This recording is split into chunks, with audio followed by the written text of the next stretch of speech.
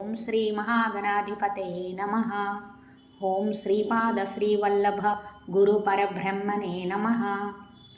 శుక్లాంబరధరం విష్ణుం శశివర్ణం చతుర్భుజం ప్రసన్నవదనం ధ్యాయేత్ సర్వవిఘ్నోపశాంతయే. అగజానన పద్మార్కం గజానన మహర్నిశం అనేకదం తం భక్తానాం ఏకదంతముపాస్మహే. ఓం సరస్వతీ నమస్తుభ్యం వరదే కామరూపిణి విద్యారంభం కరిష్యామి సిద్ధిర్భవతు మే సదా. పద్మపత్ర విశాలాక్షి పద్మకేశసవర్ణని నిత్యం పద్మాలయాం దేవి సామం పాతు సరస్వతి. ఓం ఐం సరస్వతీ దేవ్యై నమః. ఓం శ్రీ గురుభ్యో నమః. గురుర్బ్రహ్మ గురుర్విష్ణు గురుర్దేవో మహేశ్వరః గురు సాక్షాత్ పరబ్రహ్మ తస్మై శ్రీ గురవే నమః. శ్రీపాదరాజం శరణం ప్రపద్యే. శ్రీపాద శ్రీవల్లభస్వామి చరిత్ర పారాయణము. ముందుగా శ్రీపాద శ్రీవల్లభస్వామి స్తోత్రము. శ్రీపాదవల్లభ గురో వదనారవిందం వైరాగ్యదీప్తి పరమోజ్వల మద్వితీయం మందస్మితం సుమధురం కరుణార్ద్రనేత్రం సంసారతాపహరణం సతతం స్మరామి. శ్రీపాదవల్లభ గురో करकल्पवृक्षं भक्तेष्टदाननिरतं रिपुसंक्षयं वै संस्मरणमात्रचितिजागरणं सुभद्रं संसारभीतिशमनं सततं भजामि. श्रीपादवल्लभ गुरो परमेश्वरस्य योगीश्वरस्य शिवशक्ति समन्वितस्य श्रीपर्वतस्य शिखरं खलु सन्निविष्टं त्रैलोक्यपावनपदाब्जमहं नमामि. दिगम्बरा दिगम्बरा श्रीपादवल्लभ दिगम्बरा दिगम्बरा दिगम्बरा श्रीपादवल्लभ दिगम्बरा. శ్రీపాదరాజం శరణం ప్రపద్యే. శ్రీపాద శ్రీవల్లభ చరితామృతము అధ్యాయము 1. చరితామృత రచయిత శంకరభట్టు వ్యాఘ్రేశ్వర శర్మల వృత్తాంతము. ముందుగా శ్రీ మహాగణాధిపతికి శ్రీ మహాసరస్వతికి అస్మద్గురు పరంపరకు శ్రీకృష్ణ భగవానునికి సమస్త దేవీ దేవతా గణములకు ప్రణమాంజలులు సమర్పించి శ్రీమదఖిలాండకోటి బ్రహ్మాండ నాయకుడైన శ్రీ దత్తప్రభు యొక్క నవావతరణ శ్రీపాద శ్రీవల్లభుడు వైభవమును వర్ణింపదలచినాను. శ్రీ దత్తాత్రేయుడు అతి ప్రాచీనుడు, నిత్య నూతనుడు. శ్రీ దత్తాత్రేయుల వారు ఈ కలియుగములో ఆంధ్రదేశమునందలి గోదావరి ప్రాంత ప్రదేశమైన శ్రీ పీఠికాపురమును గ్రామమునందు శ్రీపాద శ్రీవల్లభుడు అను నామంతో అవతరించిరి. వారి దివ్య చరిత్రను, దివ్య లీలా వైభవాన్ని వర్ణించుటకు మహామహా పండిత వరేణ్యులకే అసాధ్యము. అటువంటిది ఎంత మాత్రము విద్యాగంధము లేని అల్పజ్ఞుడనైన నేను వారి చరిత్రను వర్ణించుటకు పూనుకొనుట కేవలం వారి సంకల్పము, దైవాజ్ఞ, వారి దివ్యాశీస్సుల వలనేననియు సర్వజనులకు వినయపూర్వకంగా తెలియజేసుకొనుచున్నాను. నా పేరు శంకరభట్టు. నేను కర్ణాటక దేశస్థుడను, స్మార్తుడను, భారద్వాజ గోత్రోద్భవుడను.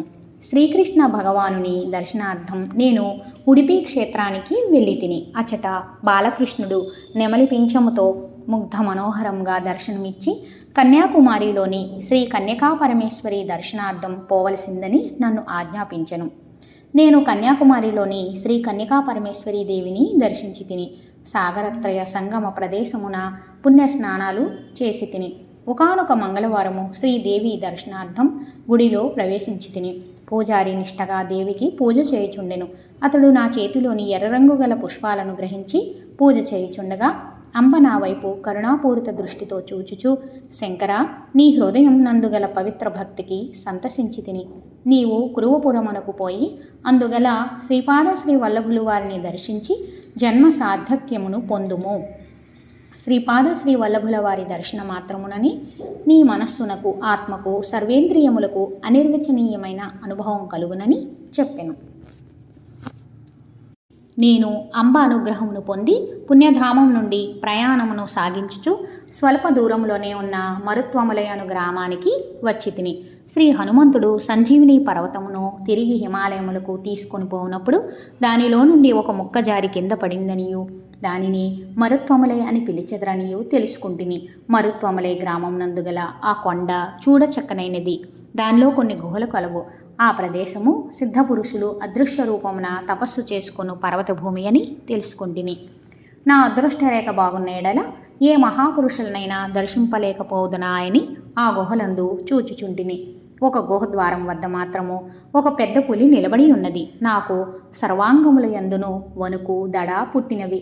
భయవిహ్వలుడనైన నేను ఒక్కసారిగా శ్రీపాద శ్రీ వల్లభ దత్తప్రభు అని బిగ్గరగా అరిచితిని. ఆ పెద్ద పులి సాధు జంతువు వలె నిశ్చలంగా ఉండెను. ఆ గుహ నుండి ఒక వృద్ధ తపస్వి బయటకు వచ్చెను. మరుత్వములై ప్రాంతమంతయును ఒక్కసారిగా శ్రీపాద శ్రీ వల్లభనామం ప్రతిధ్వనించింది. అంతటా ఆ వృద్ధ తపస్వి, నాయనా, నీవు ధన్యుడవు. శ్రీదత్త ప్రభు ఈ కలియుగంలో శ్రీపాద శ్రీ వల్లభనామాన అవతరించినారని మహాసిద్ధ పురుషులకు, మహాయోగులకు, జ్ఞానులకు, నిర్వికల్ప సమాధి స్థితి అందుండు పరమహంసలకు మాత్రమే వేద్యము. నీవు అదృష్టవంతుడు కావుననే ఈచటకు రాగలిగితివి. ఇది తపోభూమి, సిద్ధభూమి. నీ కోరిక సిద్ధించును. నీకు తప్పక శ్రీవల్లభుల దర్శన భాగ్యము కలుగును. ఈ గుహద్వారం వద్దనున్న ఈ పెద్ద పులి ఒక జ్ఞాని. ఈ జ్ఞానికి నమస్కరింపుము అని వచించెను. అంతటా నేను పెద్ద పులి రూపంలోనున్న ఈ జ్ఞానికి నమస్కరించి తిని వెంటనే ఆ పెద్ద పులి హుంకారాన్ని చేసింది. ఆ ధ్వనికి మొత్తం మరుత్వములే ఎంతైనో ప్రతిధ్వనించింది. సుశ్రావ్యంగా శ్రీపాదరాజం శరణం ప్రపద్యే అని ఆలాపించింది. నేను ఈ వింత దృశ్యమును పరికించుచుంటిని. పెద్ద పులి యొక్క రూపం నందిల అణువులన్నీయును విఘటనం చెంది దాని నుండి కాంతిమయ దివ్య దేహధారి అయిన ఒక పురుషుడు అభివ్యక్తుడయ్యను. ఆ దివ్య పురుషుడు వృద్ధ తపస్వికి నమస్కరించి ఆకాశ మార్గమున కాంతి దేహంతో వెడలిపోయిను. నా ఎదుటనున్న వృద్ధ తపస్వి మందహాసం చేసెను.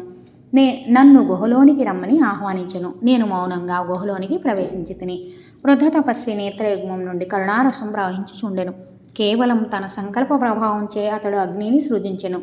ఆ దివ్యాగ్నిలో హుతం చేయుటకు కావలసిన పవిత్ర ద్రవ్యాలను, కొన్ని మధుర పదార్థాలను, పండ్లను సృజించెను. వైదిక మంత్రోచ్చారణ చేయుచు అతడు ఆ పదార్థాలను ఆ దివ్యాగ్నిలో హుతం చేసెను. ఆ వృద్ధ తపస్వి లోకంలో యజ్ఞ ఏగాది సత్కరములన్నీయును లుప్తమైపోచున్నవి. పంచభూతముల వలన లబ్ధి పొందిన మానవుడు పంచభూతాత్మకమైన దైవాన్ని విస్మరించుచున్నాడు. దేవతా ప్రీతికరంగా యజ్ఞములు సలుపవలెను. యజ్ఞముల వలన దేవతలు సంతుష్టి చెందెదరు. వారి అనుగ్రహం వలన ప్రకృతి అనుకూలించును. ప్రకృతిలోని ఏ శక్తి విజృంభించినో మానవుడు మనజాలడు. ప్రకృతి శక్తులను శాంతింపచేయకున్న అరిష్టాలు సంభవించును. మానవుడు ధర్మ మార్గాన్ని విడనాడిన ఎడ్ల ప్రకృతి శక్తుల వలన ఉపద్రవాలు కలుగుచుండును. లోకహితార్థం నేను ఈ యజ్ఞమును చేసి తిని. యజనమనగా కలయిక. అదృష్టవశమున నీవు ఈ యజ్ఞమును చూచితివి. యజ్ఞఫలముగా నీకు శ్రీ దత్తావతారులైన శ్రీపాద శ్రీ వల్లభ దర్శనం కలుగును. ఇది చాలా అలభ్యయోగము. అనేక జన్మల నుండి చేసుకున్న పుణ్యమంతయును ఒక్కసారిగా ఫలితమివ్వనారంభించి ఇటువంటి అలభ్యయోగము కలిగించును అని వచించెను. నేను ఆ మహాపురుషునికి నమస్కరించి, సిద్ధవరేణ్య, నేను పండితుడను కాను, యోగిని కాను, సాధకుడను కాను, అల్పజ్ఞుడను. నా యందు పరిపూర్ణ కటాక్షముంచి నాకు గల సందేహములు నివృత్తి చేయవలసిందని కోరితిని. అందులకు ఆ వృద్ధ తపస్వి సమ్మతించిరి. అంతటా నేను, సిద్ధవరేణ్య, నేను శ్రీ కన్యకా పరమేశ్వరి మాత దర్శనం చేసుకున్నప్పుడు అంబ నన్ను శ్రీపాద శ్రీ వల్లభుల దర్శనం కొరకు కురువపురం పొమ్మని చెప్పింది. ఇక్కడ తమ దర్శనం వ్యాఘ్ర రూపంలో ఉన్న మహాత్ముల వారి దర్శనం కలిగింది. ఇంతకు వ్యాఘ్రరూప మహాత్ములు ఎవరు? అసలు శ్రీపాద శ్రీ వల్లభులు ఎవరు? ఈ నా సంశయాలకు ఉత్తరమోసంగి నన్ను ధన్యుల చేయవలసిందని ప్రార్థించితిని. ఆ వృద్ధ తపస్వి ఇట్లు చెప్పనారంభించెను. నాయన, ఆంధ్రదేశమునందు గోదావరి మండలమందు అత్రి మహర్షి తపోభూమిగా ప్రసిద్ధిగాంచిన అత్రేయపుర గ్రామం నందు శ్రోత్రియమైన కాశ్యప గోత్రం నందు ఒక బ్రాహ్మణుడు జన్మించెను. అతనికి తల్లిదండ్రులు వ్యాఘ్రేశ్వర శర్మ అని నామకరణం చేసిరి. తండ్రి మహాపండితుడైనను అతడు మాత్రము పరమశుంఠ అయ్యెను. విద్యాభ్యాసం ఎంతకాలము చేసినను సంధ్యావందనము కూడా చేయజాలడయ్యెను. వ్యాఘ్రేశ్వర శర్మ అహంబో అభివాయే అని మాత్రం అనుచుండెను. తోటి వారు పలుకు సూటిపోటి మాటలకు అతడు కలత చెందెను. తల్లిదండ్రుల అనాదరణ కూడా ఎక్కువయ్యెను. హిమాలయములందు మహాతపస్సులు ఉండురనియో వారి కరుణా కటాక్షంచే ఆత్మజ్ఞానం సిద్ధించుననియో అతడు విని ఉండెను. తిలదానముల పట్టుటకును అభావం ఏర్పడినప్పుడు ఆబ్దీకములకు పోవుటకును తప్ప ఎవరునూ అతనిని పిలువకపోవట వలన అతనిలో ఆత్మన్యూనతాభావం ఏర్పడెను. ఒకానొక బ్రాహ్మీ ముహూర్తాన అతనికి స్వప్న దర్శనమైంది. ఆ స్వప్నమందు దివ్యమైన కాంతితో విరాజిల్లుచున్న ఒక దివ్య శిశువు కనిపించెను. ఆ శిశువు సభోమండలం నుండి భూమి మీదకు దిగి వచ్చుచుండెను. వాని శ్రీచరణములు భూమిని తాకగానే ఈ భూమండలము దివ్యకాంతితో నిండిపోయెను. ఆ దివ్య శిశువు వ్యాఘ్రేశ్వర శర్మ వైపునకు నెమ్మదిగా అడుగులు వైచుచూ వచ్చి, నేనుండగా నీకు భయమెందులకు? ఈ గ్రామానికిను నాకును రుణానుబంధం కలదు. రుణానుబంధం లేనిదే సునకమైనను మన వద్దకు రాజాలదు. నీవు హిమాలయ ప్రాంతమైన బదరికారణ్యానికి పొమ్ము, నీకు శుభము అగుదు అని పలికి అంతర్ధానమయ్యెను. వ్యాఘ్రేశ్వర శర్మ బదరికారణ్యానికి చేరెను. మార్గమధ్యమున అతనికి ఆయాచితంగా భోజనం సిద్ధించుచుండెను. అయితే అతడు బయలుదేరింది మొదలు ఒక కుక్క అతన్ని అనుసరించి వచ్చుచుండెను. కుక్కతో పాటు అతడు బదరికారణ్యంలో సంచరించసాగెను. అతడు తన సంచారంలో ఓర్వశీకుండమున పుణ్యస్నానాలు చేసెను. తనతో పాటు ఆ కుక్క కూడా పుణ్యస్నానాలు చేసెను. అదే సమయమందు ఆ ప్రాంతాలకు ఒక మహాత్ముడు తన శిష్యులతో ఓర్వశీకుండమునకు పుణ్యస్నానం నిమిత్తము వచ్చెను.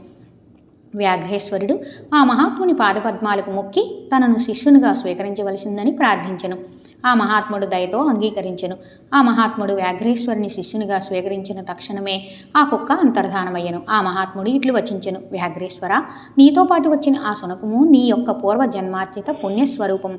కాల ప్రబోధితుడివై నీవు ఇచ్చటకు రాగలిగితివి. ఉర్వశీకుండమునందు స్నానం ఆచరించగలిగితివి. నరనారాయణుల తపోభూమికి ఆకర్షింపబడితివి. ఇదంతయును శ్రీపాద శ్రీవల్లభుల అనుగ్రహం సుమీ అని పలికెను. వ్యాఘ్రేశ్వరుడు వినమితాంగుడై, గురుదేవా, శ్రీపాద శ్రీవల్లభులు ఎవరు? వారికి నా యందు అనుగ్రహం ఎట్లు కలిగింది అని ప్రశ్నించెను. నాయన, శ్రీపాద శ్రీవల్లభులు సాక్షాత్తు దత్తప్రభువులు. త్రేతాయుగం నందు భరద్వాజుడను మహర్షి సావిత్రకాటక చయనము అను గొప్ప యజ్ఞాన్ని శ్రీ పీఠికాపురం నందు నిర్వహించెను. దానికి శివపార్వతులను ఆహ్వానించెను. భరద్వాజునకు ఇచ్చిన వరం ప్రకారం భారద్వాజ గోత్రం నందు అనేక మంది మహాత్ములు, సిద్ధపురుషులు, జ్ఞానులు, యోగులు అవతరించినట్లును, సావిత్రకాటక చయనము శ్రీ పీఠికాపురాన్న జరిగినట్లును పైంగ్య బ్రాహ్మణం నందు చెప్పబడింది. దేశమునందలి ఇతర భాగములందు లుప్తమైనను కలికి అవతార భూమి అయిన శంబల గ్రామం నందు పైంగ్య బ్రాహ్మణమును సాంద్ర సింధు వేదమును అతి భద్రముగా కాపాడబడి ఉన్నవి. కలియుగం అంతమై సత్యయుగం వచ్చినప్పుడు శ్రీ దత్తావతారమూర్తి అయిన శ్రీపాద శ్రీ వల్లభులు శ్రీ పీఠికాపురానికి భౌతిక రూపంలో వచ్చెదరు. అనేక జన్మంలో చేసిన పాపములు క్షీణదశకు వచ్చినప్పుడు పుణ్యకర్మలు ఫలితము ఇవ్వ ప్రారంభించినప్పుడు మాత్రమే దత్తభక్తి కలుగును. దత్తభక్తిలో పరిపూర్ణత సిద్ధించినప్పుడు ఏ యుగమందైనను ఏ కాలమునందైనను శ్రీపాద శ్రీ వల్లభులు భౌతిక రూపంలో దర్శన స్పర్శన సంభాషణ భాగ్యము ఇచ్చెదరు. నీ పూర్వజన్మ పుణ్యకర్మ బలీయముగా ఉన్న కారణము చేతనే శ్రీపాద శ్రీ వల్లభుల వారి అనుగ్రహం నీపైన కలిగింది. నేను నా గురుదేవులైన మహా అవతార బాబాజీ దర్శనార్థం పోవుచున్నాను. తిరిగి సంవత్సర కాలమునకు వచ్చేదను. మీరు మీకు నిర్ణయించబడిన గుహల్లో క్రియాయోగం అభ్యసించుచు ఆత్మజ్ఞాన సిద్ధికి ప్రయత్నించవలను అని శిష్యులను ఆదేశించి సంజీవిని పర్వత ప్రాంతమైన ద్రోణగిరికి వెడలిపోయెను. వ్యాఘ్రేశ్వర శర్మ కూడా తనకు నిర్ణయించబడిన గుహలో కూర్చెనను. గురుదేవులు బోధించిన క్రియాయోగ పద్ధతులు కానీ ఆత్మజ్ఞాన ప్రబోధకములైన మాటలు కానీ అతనికి అవగతం కాలేదు. అతడి ఇట్లో ఆలోచించసాగెను. గురుదేవులు నన్ను ప్రేమతో ఒరే వ్యాఘ్రమా అని పిలిచేవారు. నా యొక్క గురుబంధువులందరూ వ్యాఘ్రాజనంపై కూర్చుని ధ్యానం చేయుచున్నారు. వ్యాఘ్ర చర్మం ఎంతో పవిత్రమైనప్పుడు, యోగికి ఎంతో లాభమును చేకూర్చున్నది అయినప్పుడు వ్యాఘ్రము ఎంత గొప్పది కావలెను. పైగా గురువులు ఆత్మజ్ఞానం కోసము ప్రయత్నించమన్నారు. ఆత్మ అనగా స్వకీయమని కదా అర్థము. ఇతరులతో నాకేమీ పని? నా యొక్క పేరు వ్యాఘ్రేశ్వరుడు కావున నా యొక్క ఆత్మ వ్యాఘ్రమే కావలెను. నేను ధ్యానం చేయవలసింది వ్యాఘ్రమునే అదే నా యొక్క ఆత్మ. నేను వ్యాఘ్ర రూపమును పొందిన ఎడల ఆత్మజ్ఞానమును పొందినట్లే. సంవత్సర కాలము ఇట్టే గడిచిపోయాను. గురుదేవులు ప్రతి గుహ వద్దకు వచ్చి శిష్యుల యొక్క యోగంలో వారు పొందిన అభివృద్ధిని గూర్చి పరిశీలించిరి. వ్యాఘ్రేశ్వరుని గుహ వద్ద వ్యాఘ్రేశ్వరుడు లేడు. ఆ గుహలో ఒక వ్యాఘ్రం ఉండెను. శ్రీ గురుదేవులు యోగ దృష్టితో పరిశీలించిరి. వ్యాఘ్రేశ్వరుడు తీవ్రముగా వ్యాఘ్ర రూపమునే ధ్యానము చేయుట వలన ఆ వ్యాఘ్ర రూపమును పొందెనని గ్రహించిరి. వాని నిష్కల్మష హృదయానికును ఆత్మశుద్ధికిని సంతసించిరి. వాన్ని ఆశీర్వదించి హోంకారాన్ని నేర్పిరి. శ్రీపాదరాజం శరణం ప్రపద్యే అను దాన్ని మంత్రముగా వల్లివేయమనిరి. వ్యాఘ్రేశ్వరుడు తాను పొందిన వ్యాఘ్ర రూపముతోనే కురువపుర సమీపమునకు చేరుకొనెను. కురువపురానికి చేరుకొనవలనన్న జలమార్గమున పోవలెను. అప్పుడు కురువపురం నందు తన భక్తజన సందోహంతో నున్న శ్రీపాద శ్రీ వల్లభుడు వారితో, నా పరమభక్తుడు నన్ను పిలుచుచున్నాడు, నేను ఇప్పుడే తిరిగి వచ్చెదను అని పలుకుచు కాంతిమయ శరీరంలో నీటిపై నడవసాగిరి. శ్రీపాద శ్రీ వల్లభులు వారు అట్లు నీటిపై నడిచినప్పుడు వారు అడుగుపెట్టు ప్రతి చోట ఒక తామర పద్మము ఉదయించుచుండెను. వారు ఆవలి ఒడ్డునకు చేరి శ్రీపాదరాజం శరణం ప్రబద్దే అని అవిశ్రాంతముగా పఠించుచున్న వ్యాఘ్రేశ్వరుని చూచిరి. వ్యాఘ్రేశ్వరుడు శ్రీపాద శ్రీ వల్లభుల వారి దివ్య శ్రీ చరణములకు ప్రణమిల్లెను. శ్రీ వల్లభులు ఆ వ్యాఘ్రముపై అధిరోహించి నీటి మీద తేలియాడుచు కురువపురమునకు చేరిరి. అందరూ ఆశ్చర్యచకితులై చూచుచుండిరి. దత్త పురాణాన్ని అనుసరించి శ్రీ దత్తాత్రేయులు వారే ధర్మశాస్త్రగా అవతరించిరి. ధర్మశాస్త్ర అనగా హరిహరసుతుడైన ఆ ప్రభు అయ్యప్ప స్వామిగా అవతరించినప్పుడు దేవేంద్రుడు వ్యాఘ్ర రూపాన్ని ధరించగా వ్యాఘ్ర వాహనారూఢులై రాజధానికి వచ్చిరి. శ్రీవల్లభులు సాక్షాత్తు ధర్మశాస్త్రి అని కొందరు భావించిరి. అంబ సింహవాహిని అయినట్లే వ్యాఘ్రవాహిని కూడా కనుక శ్రీపాద శ్రీవల్లభులు జగన్మాత అభిన్న స్వరూపమని కొందరు భావించిరి. శ్రీవల్లభులు కురువపురం చేరి వ్యాఘ్రము నుండి కిందకు దిగ్గానే ఆ వ్యాఘ్రము అణువులు బాసింది. దాని నుండి దివ్యమాన కాంతితో ఒక మహాపురుషుడు బయలువెడలెను. అతడు శ్రీ వల్లభుల వారిని తన పూర్వజన్మ రూపమైన వ్యాఘ్రము యొక్క చర్మాన్ని వారి ఆసనముగా చేసుకొనవలసిందని ప్రార్థించెను. అందుకు శ్రీచరణులు అంగీకరించిరి. ప్రేమ పొంగుల వార శ్రీ వల్లభులు, నాయన వ్యాఘ్రేశ్వర, నీవు ఒకానొక జన్మమున మహాబలిష్ఠుడైన పహిల్వానుగా ఉంటివి. ఆ జన్మములో పులులతో పోరాడుట, వాటిని క్రూరంగా హింసించుట, వాటిని బంధించి నిరాహారంగా ఉంచి ప్రజల వినోదార్థం ప్రదర్శనలు ఇప్పించుట మొదలైన క్రూర కర్మలను చేయుచుంటివి. నీవు మనుష్య జన్మనెత్తినను అతి క్రూరముగా పులులను హింసించుట వలన కాలకర్మ కారణవశమున అనేక జన్మలలో నీవు జంతు జన్మలను పొందవలసి ఉన్నది. కానీ నా అనుగ్రహం వలన ఈ ఒకే ఒక జన్మలో వ్యాఘ్ర రూపమున ఆ దుష్కర్మ అంతా హరింపచేసి తిని చిరకాలం వ్యాఘ్ర రూపమున ఉండుట వలన నీవు కోరుకున్న క్షణమున వ్యాఘ్ర రూపం సిద్ధించినట్లు వరమును అనుగ్రహించుచుంటిని. హిమాలయములందు కొన్ని వందల సంవత్సరముల నుండి నా కోసమై తపమాచరించు అనేక సిద్ధపురుషుల దర్శనాశీస్సులను నీవు పొందెదవు. యోగ మార్గమున నీవు ఉన్నతుడివై ప్రకాశించదువు గాక అని ఆశీర్వదించిరి. శంకరభట్టు ఇంతకు పూర్వం చూచింది సాక్షాత్తు ఆ వ్యాఘ్రేశ్వరునే. అతడు హిమాలయముల యందుండును. మహాయోగులు జన సంసర్గము నొల్లరు. అటువంటి వారికి సామాన్య జనుల వలన ఆటంకములు కలుగకుండా ఈతడు వ్యాఘ్ర రూపమున కావలి కాయచుండును. మహాయోగులు పరస్పరము వర్తమానాలను తెలియచేసుకొనుటకు భావ ప్రసార రూపమున వీలుండును. వారు తమ నెలవల నుండి బయటకు రావలసిన అవసరం కానీ వార్తాహరుల అవసరం కానీ లేదు. కానీ వినోదార్థము వ్యాఘ్రేశ్వరుని ద్వారా పరస్పరము వార్తలను పంపుకుందురు. ఇదంతయును శ్రీ దత్త ప్రభువు లీలా. శ్రీపాద శ్రీ వల్లభులకు జయము జయము. మొదటి అధ్యాయము సంపూర్ణము.